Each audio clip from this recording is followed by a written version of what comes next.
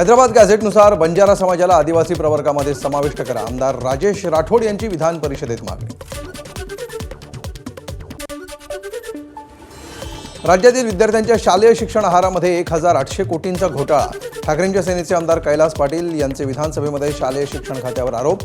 पैसा खायचा आणि तो निवडणुकीत वापरायचा, कैलास पाटलांचा गंभीर आरोप. शिवरायांचं तत्व आणि विचार आता देशभर मान्य. सीबीएसईच्या इतिहासामध्ये आता मराठा साम्राज्यावर 21 पानांचा अभ्यास.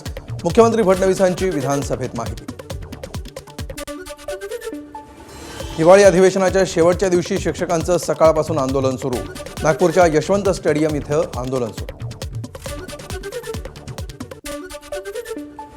सोलापूर जिल्ह्यातील ऊस दरासाठीचं आंदोलन सुरूच. पहिला हप्ता 3000 पेक्षा जास्त घेण्यासाठी सर्व शेतकरी संघटना आक्रमक. मोहोळ तालुक्यातील वटवटे येथील जगराया साखर कारखाना पाडला बंद. ऊस दरवाढीच्या मागणीसाठी शेतकरी संघटना आक्रमक. दारफळमधील लोकमंगल साखर कारखान्यावर ऊस दरवाढीसाठी प्रहार जनशक्ती आणि स्वाभिमानी शेतकरी संघटनेचं आंदोलन.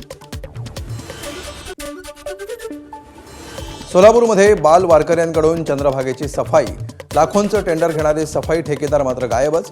चंद्रभागा आणि तिच्या वाळवंटाची अवस्था कचरा कुंडीसारखी झाल्यामुळे वारकऱ्यांकडून संताप व्यक्त. 3 दिवस सतत वाढ झालेल्या चांदीच्या भावामध्ये काल 4300 रुपयांची घसरण. चांदी प्रति किलो 1,89,700 रुपयांवर, तर सोनं 1,32,200 रुपयांवर. भारतीय रिझर्व्ह बँकेनं रेपो दरामध्ये कपात केल्यानंतर एसबीआयकडून होम लोन ग्राहकांना गिफ्ट. व्याजदर घटल्यामुळे होणार मोठा फायदा. व्याजदर कपात 15 डिसेंबर 2025 पासून लागू होणार. मंगळुरूमध्ये झोमॅटो डिलिव्हरी बॉयच्या वेशामध्ये येऊन एकाची चोरी. गटाराचं झाकण चोरल्याची घटना. मंगळुरूला एका आलिशान भागातील ग्रॅमी आणि पद्मश्री पुरस्कार विजेते संगीतकार रिकी केज यांच्या बंगल्यासमोरची घटना. दक्षिण चीन समुद्रामध्ये पुन्हा चीनची दादागिरी. मासेमारीसाठी गेलेल्या फिलिपाईन्सच्या मच्छीमारांवर पाण्याचा फवारा. पाण्याचा जोरदार फवारामुळे 3 मच्छीमार जखमी.